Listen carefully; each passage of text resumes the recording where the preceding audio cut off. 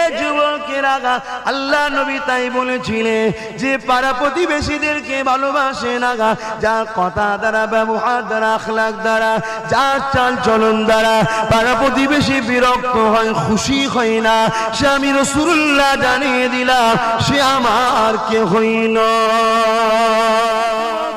তরুণীরা, বাবেরা, এখানে নাচ বলতে মানুষ, তাহলে মুসলমান বিপদে বললে যাব, গায়ের ইসলাম বিপদে বললে যাব না, মুসলমান বিপদে বললে যাব, দলিত বিপদে বললে যাব না, মুসলমান বিপদে বললে যাব, হিন্দু বিপদে বললে যাব না, এটার নাম ইসলাম নয়। এই যুবকেরা, তরুণীরা, আব্বারা, ইসলামের সব থেকে বড় ইবাদত হলো নামাজ। আল্লাহ নবী জানিয়ে দিলে তুমি নামাজের মধ্যে রয়েছো, ঠিক এমনই সময়েতে তোমার এলাকার একটা বাচ্চা হয়তো পুকুরে পড়ে গেছে বা কোনো বিপদে পড়েছে, কেউ তোমার কাছে চিৎকার আওয়াজ এসেছে, বাঁচাও বাঁচাও বাঁচাও। আল্লাহ নবী জানিয়ে দিলে সব থেকে বড় ইবাদত হলো নামাজ। ওই নামাজটা তুমি ছেড়ে দাও, ছেড়ে দিয়ে আগে ওই অসহায় বিপদগ্রস্ত মানুষটাকে উদ্ধার করো, তবেই তুমি ইসলামকে মানলে। মুসলমানের ঘরে জন্ম নিলেই জান্নাত যাওয়া যায় না, রাসূলকে অনুসরণ করলে জান্নাত যাওয়া যায়। মুসলমানের ঘরে ছেলে হয়ে যদি আজ আমরা নিজেদের নারীদেরও জুলুম করি, আরে এরকম মুসলমান কখনো জান্নাত পাবে না। আজ সেই নারীর উপর অত্যাচার পুরো দেশ জুড়ে, পুরো পৃথিবী জুড়ে। আমি যদি আমার দেশের কথাই বলি, কাশ্মীর থেকে, ইউপি থেকে, বিহার থেকে, আমার বাংলাও নিরাপদ নয় নারীরা। আমার বাংলাতেও চলছে অহরহ নারীদের উপরে নির্যাতন। আজ বাংলায়, ভারতে কোটি কোটি যুবক তোমরা থাকার পরও তোমাদের বোনরা নিরাপদ নয়। আমি মনে করি এই সকল ভাইদের দুগালে চুনকালি মাখা দরকার, যারা তাদের বোনেদের ইজ্জত বাঁচাতে পারে না। আসো আমরা ঐক্যবদ্ধ হই, মা ভারত বেটিদের, বাংলার বেটিদের আমরা ইজ্জত আবরুকে বাঁচাই। আজ আদিবাসী বলে তার কি বাঁচার অধিকার নেই? আজ দলিত বলে কি সেই নারীর ইজ্জত নেই? আজ মতুয়া বলে কি সেই নারীর বাঁচার স্বাধীনতা নেই? আজ মুসলিম বলে তার যদি রেপ করা হয়, কিছু মানুষ হাততালি দিয়ে বলে ঠিক করেছে। কেন? সে ভারতীয়, এটা কি বড় প্রমাণ নয়? তার ধর্ম যেটা ভালো লেগেছে সেটা করছে। কিন্তু আমরা সবাই তো এক প্রভুর সৃষ্টি, আমরা সবাই তো এক মা, এক বাবা, আব্বা থেকেই দুনিয়াতে সৃষ্টি হয়েছি। প্রথম বাপ, প্রথম মা সবার তো একজনই। তাদের দুজনের মিলনের ওসিলায় পৃথিবীর বুকে মানুষ জাতি তৈরি হয়েছে। আজ সেই বেটিদের উপরে কি অত্যাচার হচ্ছে! হযরত প্রফেট মুহাম্মদ সাল্লাল্লাহু আলাইহি ওয়াসাল্লাম তিনি ঘোষণা করলেন, যদি কেউ নারীদের উপর জুলুম করে, জুলুমের শাস্তি একটা কতল। আর যদি আমরা সবাই মিলে ঐক্যবদ্ধ হয়ে এই আওয়াজ করে তুলতে পারি যে নারীদের উপরে কেউ যদি জুলুম করে তারও একটাই শাস্তি, কতল, তাহলে আমার বিশ্বাস হযরত প্রফেট মুহাম্মদ সাল্লাল্লাহু আলাইহি ওয়াসাল্লাম বলার পরে 10 বছর তিনি রাজত্ব চালিয়েছিলেন। সেই 10 বছরের ইতিহাসে একটা নারীর উপরে কেউ জুলুম করার সাহস পায়নি। জোরে বলুন সুবহানাল্লাহ। আজ কারো বেটি অত্যাচার হচ্ছে, কাল আপনার হবে, তখন আফসোস হবে। ইনি হলেন হযরত মুহাম্মদ সাল্লাল্লাহু আলাইহি ওয়াসাল্লাম। কে তিনি? যিনি এসে বাবা মাকে শিখিয়েছিলেন তোমার সন্তানদের ভালোবাসো। আল্লাহ নবী একদিন প্রতিদিন যখন দরবারে বসতেন, রাসূলুল্লাহর কাছে ছোট ছোট বাচ্চারা আসতো। আমার নবীর আদর্শের কিছু কথা বলছি, কারণ এই মাসে তিনি এসেছিলেন। প্রতিদিন তিনার কাছে এসে কিছু কিছু বাচ্চারা সব বসতো। ওই বাচ্চার মধ্যে মুসলমানের বাচ্চা ছিল, মূর্তি পূজারীর বাচ্চা ছিল, ইহুদির বাচ্চা ছিল, খ্রিস্টানদের বাচ্চা ছিল, বিভিন্ন ধর্মের বাচ্চারা এসে বসতো। আল্লাহ নবী সবাইকে ভালোবাসতেন, সবাইকে খাবার দিতেন, তারপরে সাহাবাদের সঙ্গে কথা বলতেন। একদিন নবী দরবারে আসলেন, এসেই সবাইকে খাবার দিচ্ছে, দিতে দিতে বললেন, এ সাহাবারা, অমুক অগ্নি পূজারী, যাদেরকে আরবিতে বলা হয় মুজুসি, অমুক অগ্নি পূজারী বাচ্চা আজকে আমার দরবারে আসেনি কেন? সাহাবা হুজুররা বললেন, হুজুর, তামাম কায়নাতের দায়িত্ব আল্লাহ, তামাম দুনিয়ার দায়িত্ব আল্লাহ আপনাকে দিয়েছে, আপনি এই টাইমের মধ্যে একটা বাচ্চা আসেনি, সেই খোঁজটা আপনি নিচ্ছেন। আল্লাহ নবী বলেছিলেন যে বাবা আমি সবার জন্য রহমাতাল লিল আলামিন, জোরে বলুন সুবহান। আল্লাহ নবী সাহাবাদিগকে জানিয়ে দিলেন, এ বাবা সাহাবারা, ওই বাচ্চাটা কেন আসেনি বাবা, ওর খোঁজটাকে একটু নাও বাবা। সাহাবা হুজুররা বলেছিলেন, ইয়া রাসূলুল্লাহ হাবিবাল্লাহ, এমন একটা সন্তানের কথা বলছে যার বাবা নাকি দিন রাত তরোয়ালে দাঁড় দিচ্ছে, আপনাকে মারবে বলে, আপনাকে কতল করবে বলে, আপনাকে শহীদ করবে বলে। আল্লাহ নবী মুচকে এসে আদর্শ দেখিয়েছিল, ও বাবা সাহাবারা, ওর বাপ আমার দুশমন হতে পারে, আমি রাসূলুল্লাহ কিন্তু ওর বাপের দুশমন নয়। ইনি হলেন মুহাম্মদ রাসূল। আল্লাহ নবীর কথা অনুযায়ী সাহাবারা খুঁজতে খবর নিলেন, গোপনে গোপনে খবর নিল বাচ্চাটা জ্বর হয়েছে, বুখার হয়েছে, শরীরটা খারাপ। আল্লাহ নবীর কাছে এসে খবরটা দিল, এ নবীর উম্মত দাবিদাররা, শুধু দাবি করলে হয় না, রাসূলুল্লাহ দেখানো রাস্তা দিয়ে চলতে হবে। আল্লাহ নবী যে রাস্তা দিয়ে যেতেন, ওই রাস্তা দিয়ে কোনো নোংরা পড়ে থাকতো না, এমন কোনো জিনিস পড়ে থাকতো না যে রাস্তা দিয়ে পথিক দিয়ে যেতে অসুবিধা হবে। একদিন একটা ইহুদি ধর্মগুরু তার শিষ্যদের নিয়ে যেতে ছিল, সে আফসোস করে বলতে লাগলো, মনে হয় এই রাস্তায় মুহাম্মদ বা তার অনুসারীরা আসেনে। সমস্ত ধর্মগুরুকে, ইহুদি ধর্মগুরুকে তেনার শিষ্যরা জিজ্ঞাসা করে, আপনি কথা বলছেন কেন? ওই সময় ইহুদি ধর্মগুরু বলেছিল, মুহাম্মাদের অনুসারী যদি রাস্তায় যেত, এই যে পথচারীদের চলার জন্য এই যে নোংরা গুলো পড়ে আছে, এই যে কষ্টদায়ক জিনিসগুলো পড়ে আছে, এখনো থাকতো না।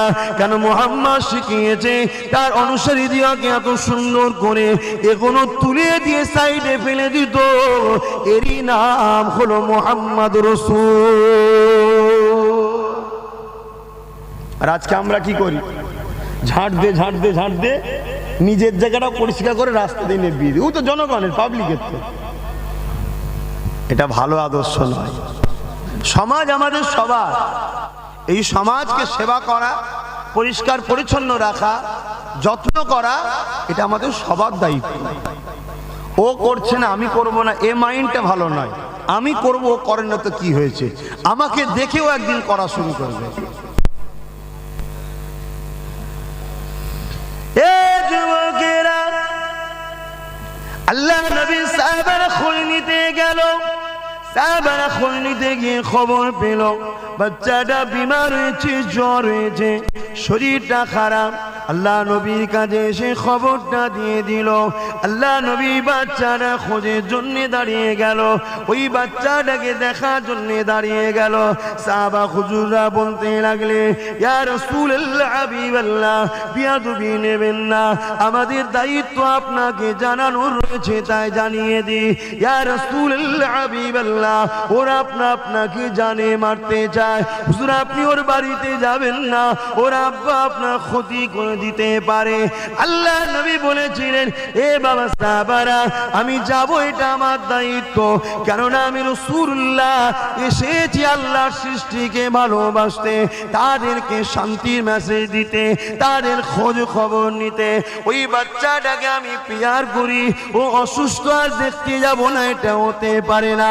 এ যুবকেরা, বিমারিকে দেখতে যাওয়া এটা আমার রাসূলুল্লাহর সুন্নাত।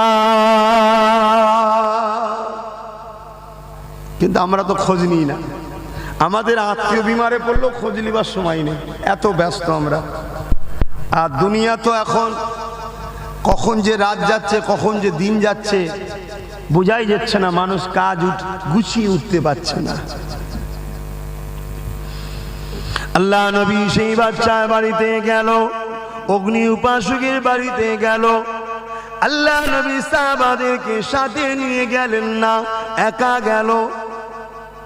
কেননা সবাইকে নিয়ে গেলে নবী আমার ভাবতে লাগলেন ওই অগ্নি উপাস্য ভয় খেতে পারে, মুহাম্মদ হয়তো আমাদেরকে মারতে এসেছে। এই যে ভয়েতে কষ্ট পাবে আল্লাহ নবী এটাও দিতে চাইলেন না, কেননা নবী আমার রহমাতুল লিল আলামিন।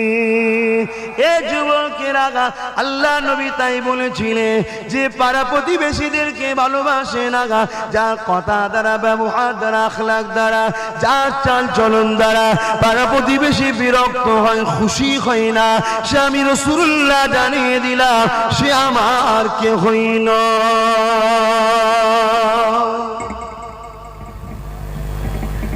যার কথাবার্তা, কাজ কাম, চাল চলন পাড়া প্রতিবেশী খুশি নয়, সে আমি রাসূল আমার কেউ নয়।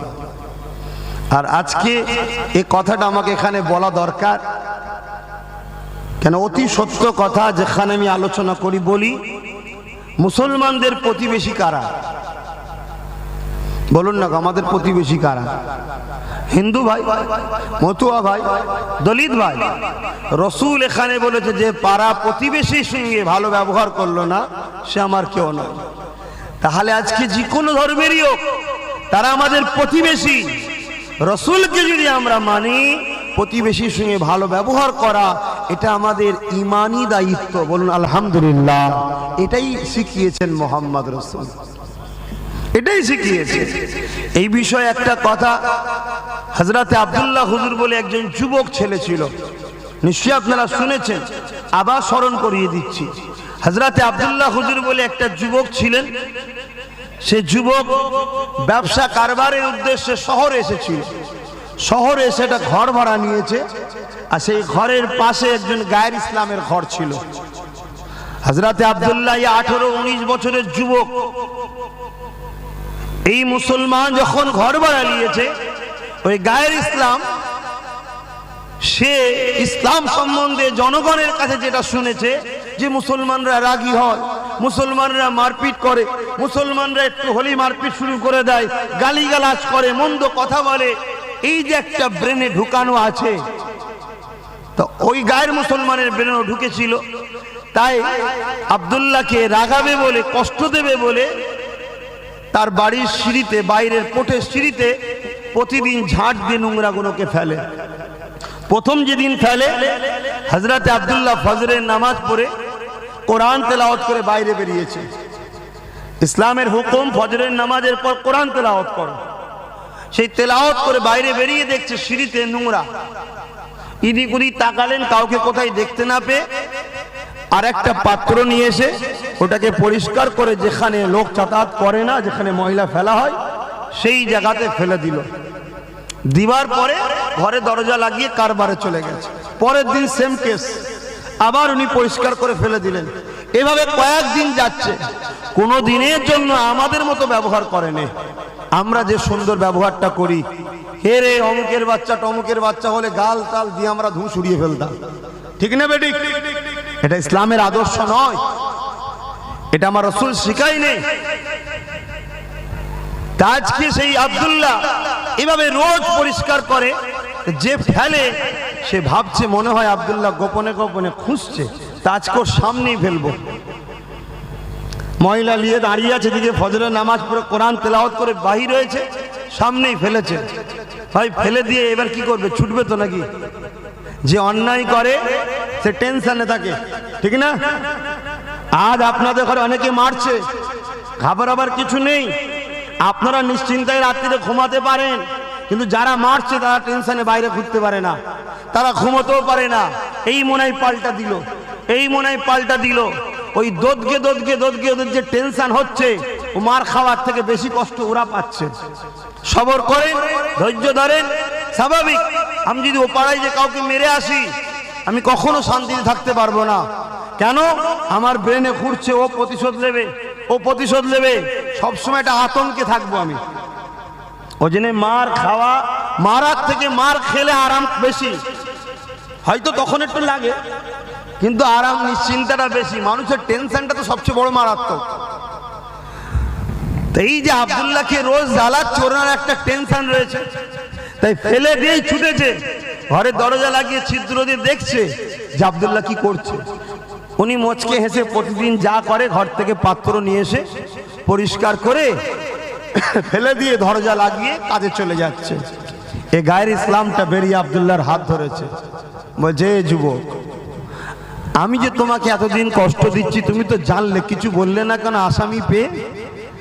হযরতে আব্দুল্লাহ বলেছিলেন, আমার নেতা বলেছে প্রতিবেশীকে ভালোবাসতে, তুমি আমার প্রতিবেশী, তাই। বলুন সুবহানাল্লাহ।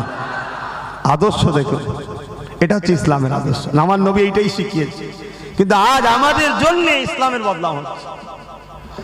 হযরতে আব্দুল্লাহর এই কথা শুনে সে বলল, আমি তো শুনেছি ইসলাম মানে এই এই এই এই। আরো জানতে চাইলে যখন সে ইসলাম সম্বন্ধে পুরো জানলো, তখন সে ভাবলো এটাই তো একমাত্র মুক্তির রাস্তা, শান্তির রাস্তা, মানবতার রাস্তা। কারণ ইসলাম পিপাসিতকে পিপাসা মিটাবার নাম, বস্ত্রহীনকে বস্ত্র দিবার নাম, মা বাপের সম্মান প্রতিষ্ঠিতর নাম, গরিবের অধিকারের নাম, অসহায়কে আশ্রয় দিবার নাম, ন্যায় প্রতিষ্ঠিতর নাম, অন্যায়কে মিটিয়ে দিবার নাম। এর নামই হলো ইসলাম। আরবিতে এসেছে, যেটা সালাম থেকে এসেছে, যারটা শান্তির নাম ইসলাম। জোরে বলুন সুবহানাল্লাহ। বাবেরা, নজওয়ান তরুণেরা, এ নবী পাকের প্রেমিকেরা, হযরতে আব্দুল্লাহ হুজুর তখন এই আখলাক চরিত্র দেখে ওই মানুষটা মুগ্ধ হয়ে গেল। আব্দুল্লাহ আমার নবী সম্বন্ধে আব্দুল্লাহর কাছে আমার নবী সম্বন্ধে জানতে চাইলো। আল্লাহ নবীর শিক্ষা আদর্শকে যখন জানিয়ে দিল, ওই সময় দেখা যায় ওই মানুষটা আমার নবীর দিবানা প্রেমিক হয়ে যায়। এ যুবকেরা, আল্লাহ নবী বাচ্চাকে দেখতে গেল। নবী আমার একা গেলে, সঙ্গে কাউকে নিয়ে গেলেন না। আল্লাহ নবী ঘরে বাইরে থেকে ডাক দিলে, ইয়া আব্দুল্লাহ, এ আল্লাহ বান্দারে, আমি কি ভেতরে যেতে পারি? কে আছো একটু বাইরে আসো। ওই অগ্নি উপাস অবাক হয়ে গেলে, কে এমন করে ডাকে? কারণ তৎকালীন সময়েতে কারো ঘরে যে সুন্দরী নারী থাকতো সেটা সুরক্ষিত ছিল না, কারো ঘরে যে ধন দৌলত থাকতো ওটা সুরক্ষিত ছিল না। আজ আমার বাড়িতে ঢুকার পারমিশনটা কে চাইছে? এই অবাক হয়ে বাড়িওয়ালা তাড়াতাড়ি অগ্নি উপাসক বেরিয়ে এলো। তাই হয়ে দেখতে লেগেছে যে মুহাম্মদকে আমরা মারার জন্যে ছড়ুয়ারে ধার দিয়ে বেড়ায়, সে মুহাম্মদ আমার দরজা গোড়ায় দাঁড়িয়ে আছে। সে অবাক হয়ে গেল, ভাবতে লাগলো মুহাম্মদ তোমাকে মারতে আসেনি কেন, সে খালি হাতে এসেছে, তার সাথেও তো কেউ নেই। এই যে চিন্তা করতে লেগেছে, আল্লাহ নবী নিজে দিয়ে বলতে লাগলো, বাবা তোমার বাচ্চা আমার দরবারে যায়, তাকে আমি ভালোবাসি, পেয়ার করি। সে আজকে অসুস্থ খবর পেয়েছি, তাই তাকে দেখতে এসেছি। ওর দিলটা আঘাত দিল, চোখ দিয়ে পানি ছলমলো করতে লাগলো। আর এই মুহাম্মদকে গালি দি, এই মুহাম্মদকে মারতে চায়, যে কিনা আমার বাচ্চার খোঁজ নিতে এসেছে, অথচ বাপ হয়ে কখনো আমার বাচ্চার খোঁজটা নিতে পারিনি। সেই সময়তে বাপ মা নিজের সন্তানকে এত আদর যত্ন করতো না। আর যে সন্তানেরা মা বাপের ভালোবাসা পাচ্ছ, এটা আমার নবী মুহাম্মদ রাসূলের অবদান।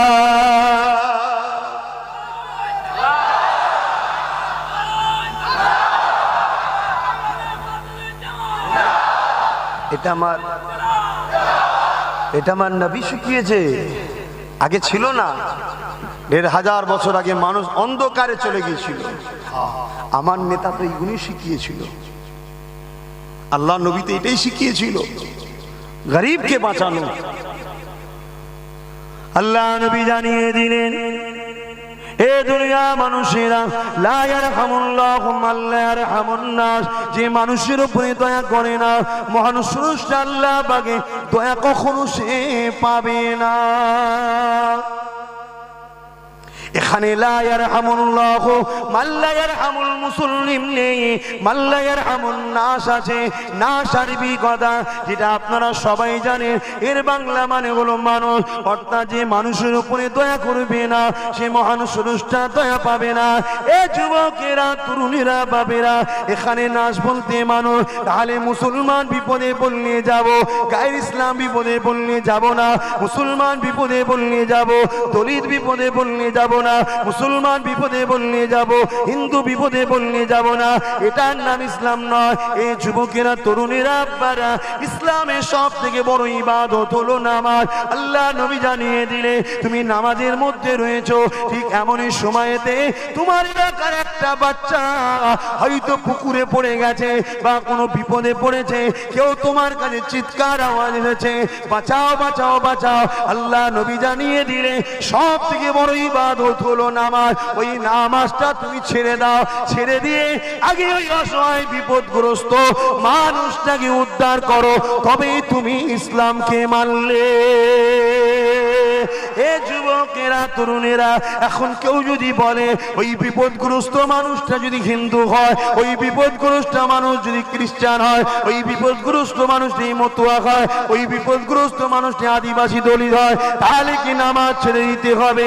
এ যুবকেরা, তরুণেরা, আব্বারা, আল্লাহ নবী এখানে মানুষের কথা বলেছে, কোন ধর্মের কথা বলেনি। আর একটা বিষয় হলো, সবাইকে সৃষ্টিতে একজন করেছে, আল্লাহর সৃষ্টিকে ভালোবাসবে, আল্লাহ সৃষ্টিকে বিপদ থেকে উদ্ধার করবে, এর মানে তো তুমি আল্লাহকেই ভালোবাসলে।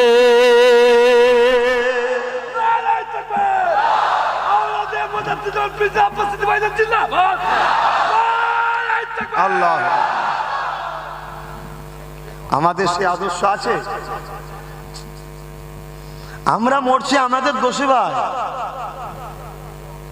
কথা বুঝে আসছো? কে কি করছে, কে কি বলছে, কে মারছে, এসব ভেবে লাভ নাই। আমাদের ঘরে নিজেদের মতো আমার নেতার আদর্শ অনুযায়ী ফিরে আসতে হবে, তাহলে আমরা কামিয়াব হব। বাবেরা, নওজোয়ান, তরুণেরা, এ নবী বাগে প্রেমিকেরা, আল্লাহ নবী বসে আছে এমন সময়তে একটা গায়ের ইসলাম এসে জিজ্ঞাসা করলো, এ মুহাম্মদ সাল্লাল্লাহু আলাইহি ওয়াসাল্লাম, ইসলামের সব থেকে ভালো কাজ কি? আল্লাহ নবী বলেছিলেন, ভুকাত ক্ষুধার্ত মানুষকে খানা খাওয়ানো।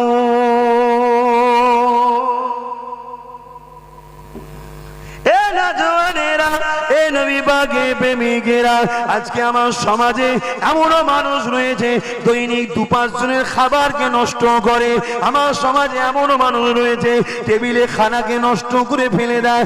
আমার সমাজে এমনও মানুষ আছে হোটেলে গিয়ে 50 রকম আইটেমের অর্ডার দেয়, স্টাইলে এটা একটু ওটা একটু খেয়ে নিয়ে খাবারটাকে ফেলে দেয়। আর এই সমাজে এমনও মানুষ আছে সামান্য একটা রুটির জন্য মায়ের কাছে কাঁদতে লাগে, ওই মা বাচ্চাকে খাবার দিতে না পেরে মাটাও কাঁদতে লাগে।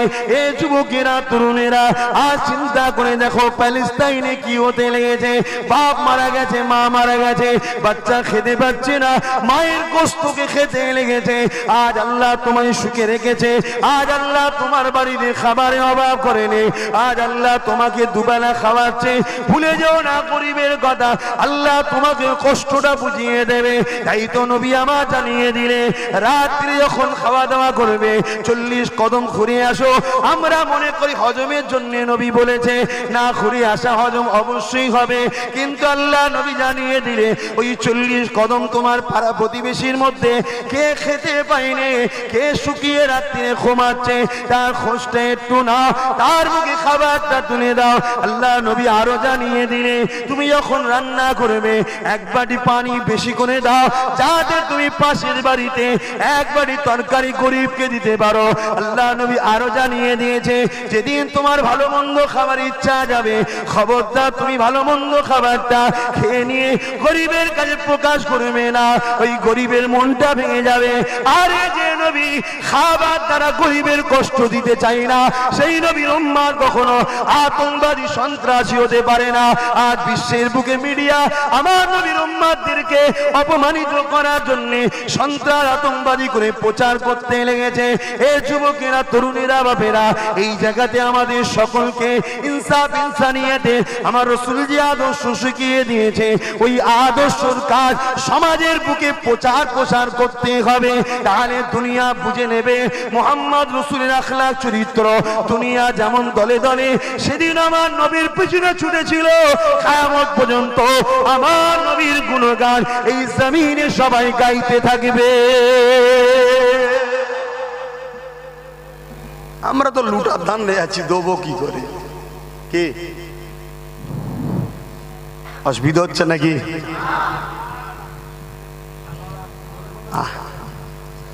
আপনি তো অরিজিনাল খেয়ে বড় হয়েছেন, ওই জন্য সারা রাত হলেও অসুবিধা নেই। আমরা সব ভেজাল খেয়েছি, প্লাস্টিকের চাল মুড়ে এক জায়গায় ফেলে দিলে ডব খেচ্ছে। 93 বছর বলছে সারা রাত হবে, আর আমাদের 13 বছরে বলছেন ঘুমোতে হবে।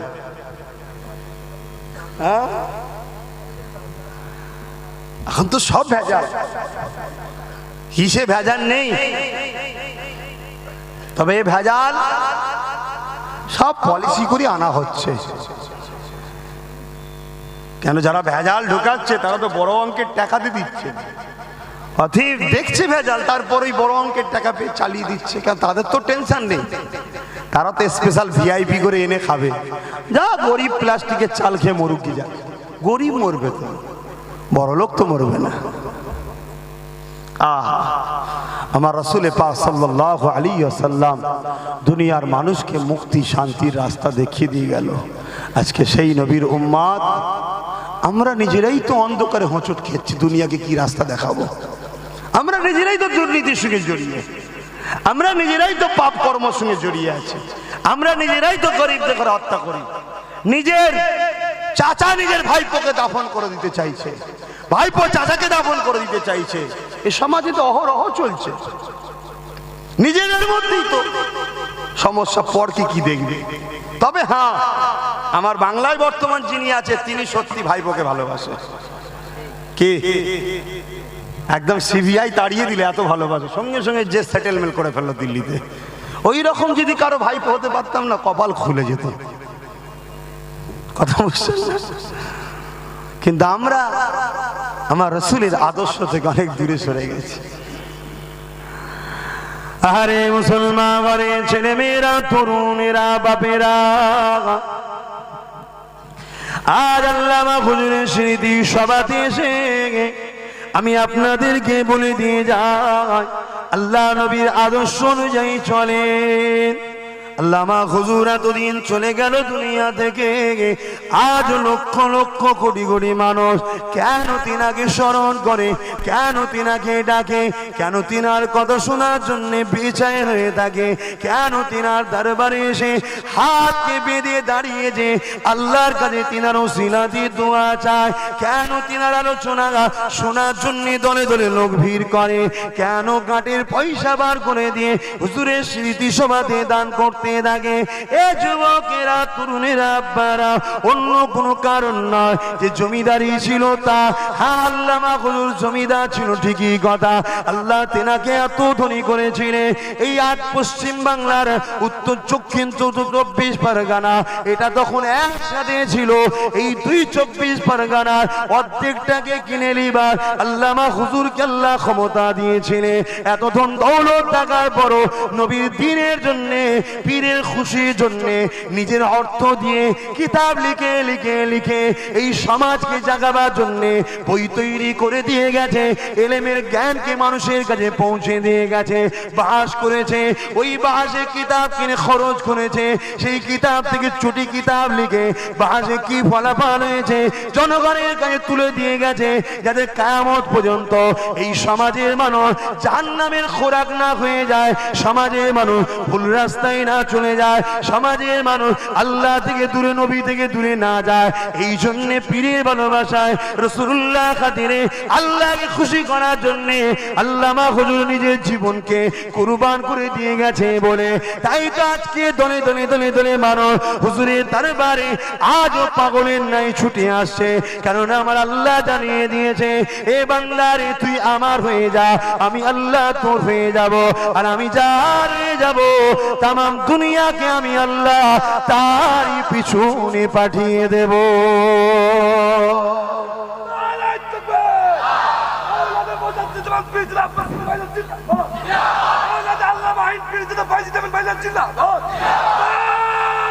আল্লাহ, আজ মানুষ তো কত এসেছিল, এখানে হয়তো অনেক কটা রুহুল আমিন পাওয়া যাবে, এর মধ্যে নাম খুঁজলে পাওয়া যাবে না, যাবে না? কিন্তু নাম এক হলে হবে না, কামটা আলাদা ছিল। নামে কোনো দাম নাই। আমার রাসূলুল্লাহ চাচার নাম ছিল হযরত আব্বাস, আমার নাম আব্বাস, এক নাকি? না, কাম আলাদা ছিল। আমরা তো তিনাদের নকশা কদমের গোলাম আমরা। অতএব নাম অনেক পাওয়া যাবে। আজও খুঁজলে অনেক হাসান পাওয়া যাবে। আজও খুঁজলে 200 টাকা দিলে দালালি শুরু করবে, 200 টাকা দিলেই মাথা নত করে দেবে। বাবেরা, নওজোয়ান তরুণেরা, আহারে আমার নবীকে ভালোবাসেন, পিয়ার করেন। আল্লাহ নবী দিয়ে দুনিয়া বাদশা বিবুল্লাহ জানিয়ে দিলেন, কেউ যদি এতিমের মাথায় হাত বোলায়, সে যেন আমি রাসূল আমার মাথায় হাত বোলালো।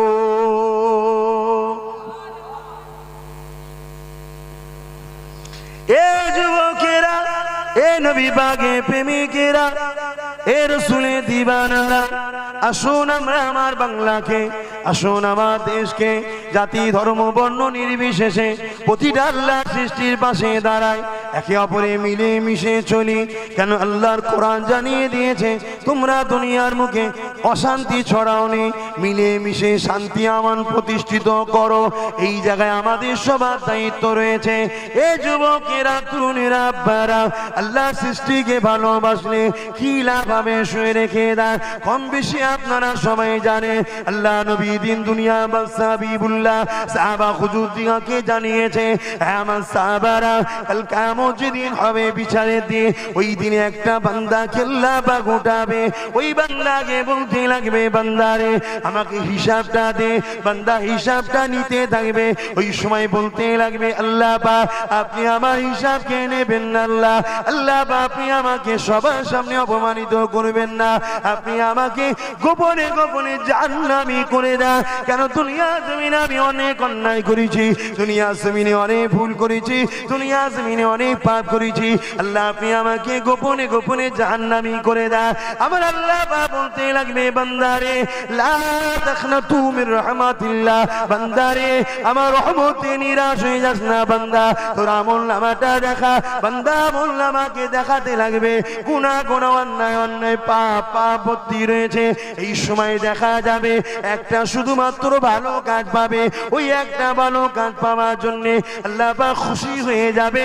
খুশি হয়ে যে রহমতের দুনিয়া জোশ মেরে বলবে, বান্দারে যা, তোর একটা ভালো কাজ আমার পছন্দ হয়েছে, এর বিনিময়ে আমি আল্লাহ পাক তোকে সমস্ত গুনাহকে চেপে দিয়ে আমার রহমতের বিনিময়ে আমি আল্লাহ তোকে জান্নাতি বানিয়ে দিলাম। বান্দা কি এমন কাজ আল্লাহ পাকের পছন্দ হবে? কিতাবের মধ্যে পাওয়া যায়, ওই বান্দা একদিন প্রচন্ড গরমের সময় রাস্তাতে যেতে ছিল। বান্দা ওই সময় দেখতে পায় রাস্তাতে একটা পশু বাঁধা রয়েছে, যে কিনা রৌদ্রতে পিপাসা চোটে জিভটা বাহির হয়ে গেছে। ওই বান্দার উপরে দয়া হয়েছে, পশুর উপরে তাকে ছায়াতে বেঁধে দিয়ে পানি পান করিয়েছিল।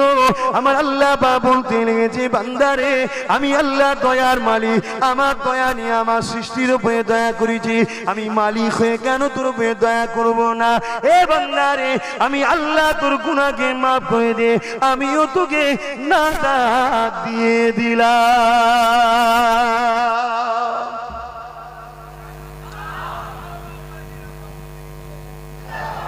আজ একটা পশুকে পানি পান করানোর জন্য যদি তার গুনাহ আল্লাহ মাফ করে দেয়, আজ আমরা সমাজে গরিব, মুসলিম, দলিত, আদিবাসী, মতুয়া, এই যে হিঙ্গলগঞ্জ আমি গিয়েছিলাম সব জানেন, আরো অনেক জায়গায় গরিবদের কাছে যায়। আপনারাও যদি গরিবদের পাশে দাঁড়ান, জাতি ধর্ম বর্ণ নির্বিশেষে, ভাই যদি ভাইয়ের পাশে দাঁড়ান, এই যে অসহায়ের উপরে দয়া দেখাবেন, আমার আল্লাহ কি কিয়ামতের দিন আমাদের উপরে দয়া দেখাতে পারবেন না?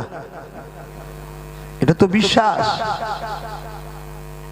তো ভাইয়েরা আমার, গরিবকে ভালোবাসুন, গরিবের সাথে।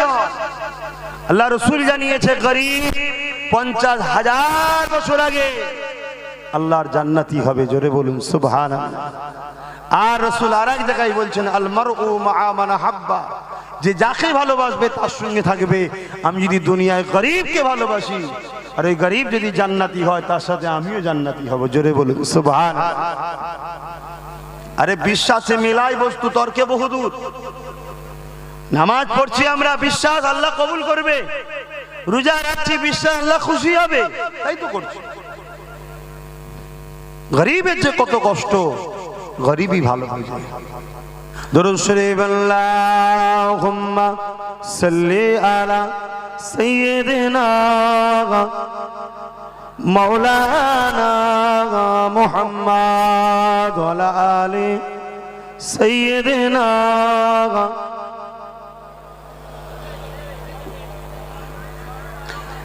দেখি নাই তোমারে কোনদিন, তবু হৃদয়ে অমলিন। দেখি নাই তোমারে কোনদিন, কোনদিন, কোনদিন, কোনদিন। হে নবী, নবীজি আমার, তুমি আছো হৃদয়ের গভীরে, তুমি আছো হৃদয়ের গভীরে। ভুলব তোমায় বলো কি করে। কোরআনের পথ যত খুঁজেছি, হে নবী তোমায় তত চিনেছি। কোরআনের পথ যত খুঁজেছি, হে নবী তোমায় তত চিনেছি। কোরআনই জানিয়েছে আমায়, ওয়ারাফা'না লাকা যিকরাক। হে নবী, নবীজি আমার, তুমি আছো হৃদয়ের গভীরে। আল্লাহুম্মা সাল্লি আলা